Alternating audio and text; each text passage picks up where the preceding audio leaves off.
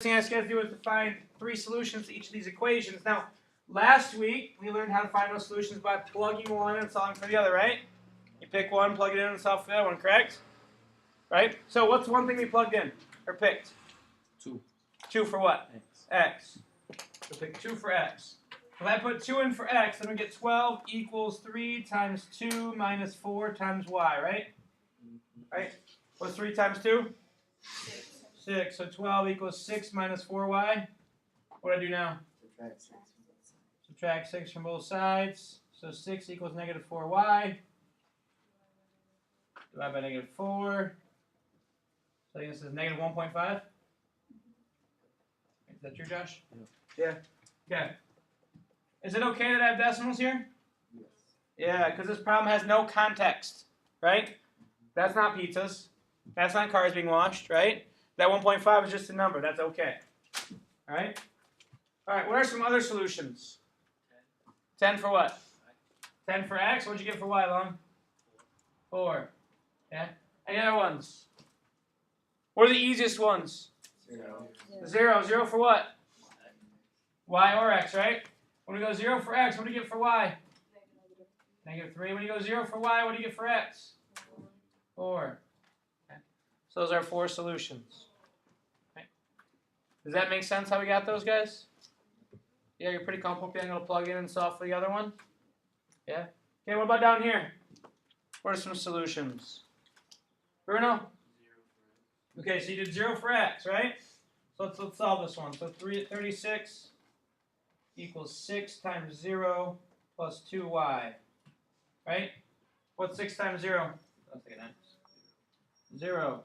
So 36 equals 2y, right? So now what do I do? Divide by 2. 36 divided by 2 is? 18. So 18 equals y. Right. Does that make sense, guys? Yeah. What are some other ones? 1 for x. 15 for y. Any other ones? Anybody do 0 for y?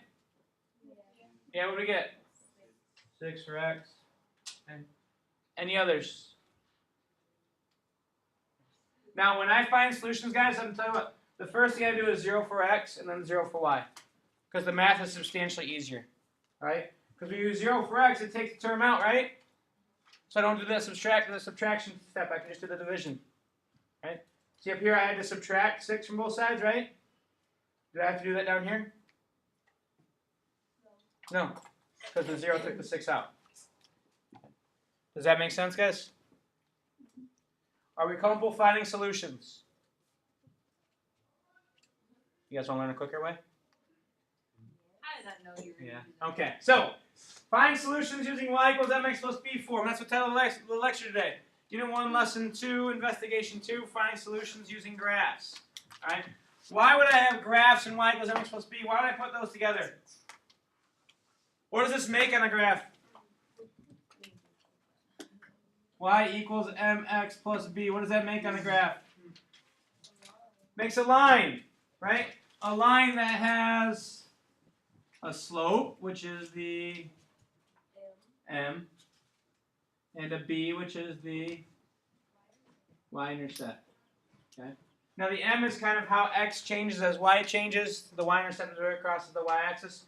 But more importantly, this line, which looks like that, or looks like this, right? Either one of those two, the y-intercept can change. That line represents all the possible solutions to an equation.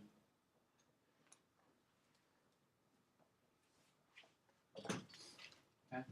It represents all possible solutions. And if I'm going to make a line, what else do I get? If I make a line, what's the other thing I get with my line? A u? No, we don't get parabolas here. There's no x squared. Okay. I don't come with a line myself either. Only one of me. All right. What else do I get? If I plug this in my calculator, so if you want to find the line, you're going to plug the equation in your calculator, right? Besides just the graph, besides the picture, what else do you get? The numbers. What's those numbers called? Nope. You're sitting at one. A table. A table of, that's not a teacher, that's a table. Okay? This table is a table of what?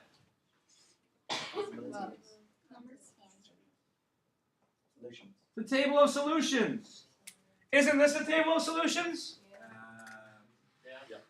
So you're probably thinking, you mean to tell me if I solve for y, then I can just plug in my calculator and get a table of solutions versus having to find 3 by themselves? That's what we can do. Okay, so if I take this first equation, 12 equals 3x minus 4y. 12 equals 3x minus 4y. And I solve this for y. Then I will get a line, right? Y equals mx plus b. I'll get an equation for a line, which I then can plug into my calculator and get all the possible solutions in the form of a graph and the form of a table.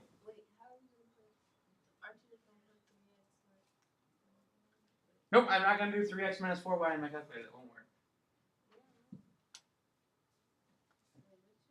I got to solve for y. Okay? So if I solve this for y, then we'll get a table of solutions and a graph of all solutions from the calculator. And I'll show you how to do that. Okay. So how do I solve this for y? We don't plug in 0. We solve for y, right? It's just like algebra. We treat 3x like it's just any other term in an algebra equation. I want to solve for 4y. So what do I got to move? What do you want to move, the 4 or the 3?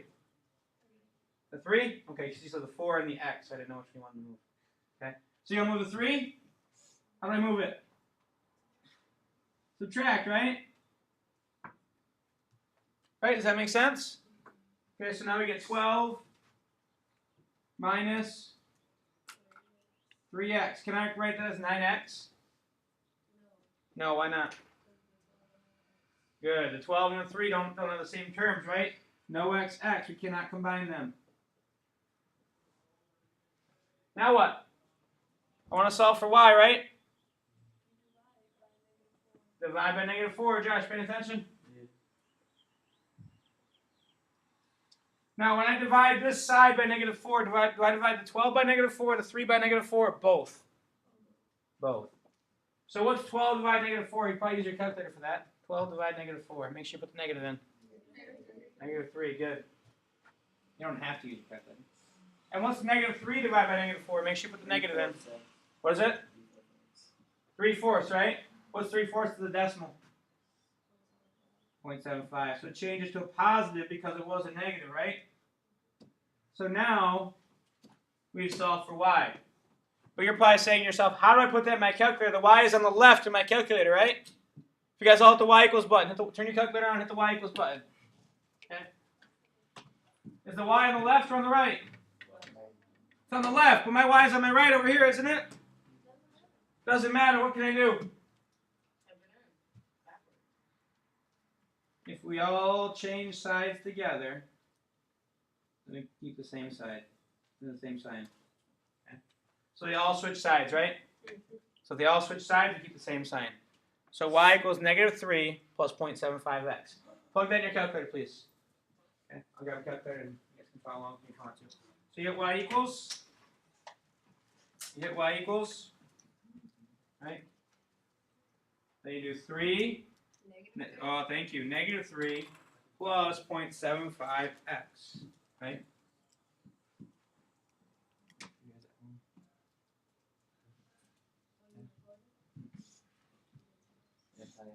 If I tell you guys, you don't ask any questions. You don't participate as much. All right. So now, if I put negative 3 plus 0.75x and you hit graph, what do you guys see? See a line. Right?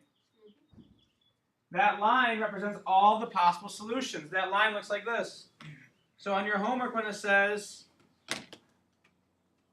make a graph of all the possible solutions, there you go. Every solution to this equation is on that line. Every solution. And now where could I find 3 solutions?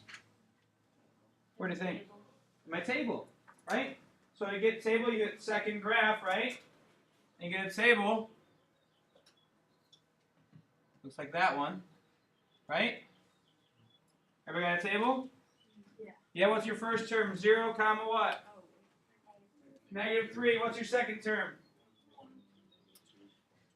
1, -2.25. What's your third term?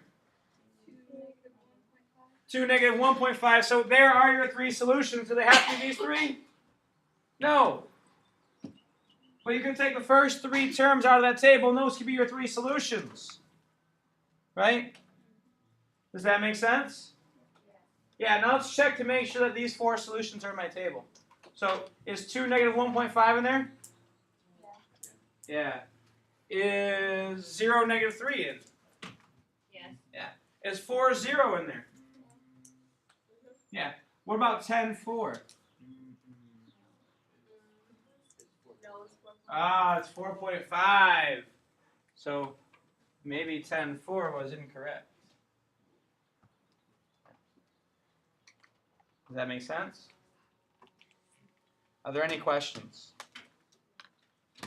Okay, what I would like you guys to do then is take the second equation, okay, solve for y, and then make a table of answers. Make a table of solutions. You guys do that? We can do it with the calculator. You can use the calculator to make your table of solutions if you want to. So solve for y, and use your calculator to make a table of solutions. Okay? So you're going to take 36 equals 6x plus 2y, and I want you to solve it for y, and then make a table of solutions. Alright, so give it a shot. How much time do you think you need to solve for y? 20. 20 minutes! Wow. I don't think you need 20 minutes to solve for y. 10 to 15. 10 to 15, okay.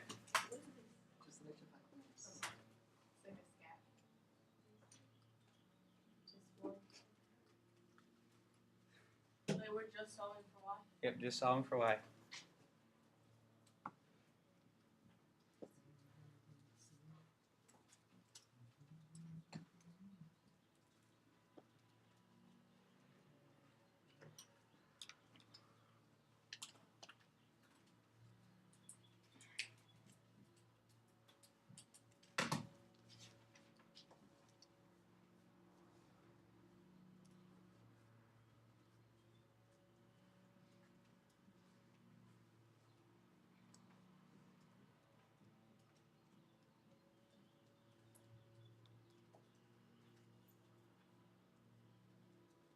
Is it fall yet? Yes. Yeah. The weather makes you think it's not, huh?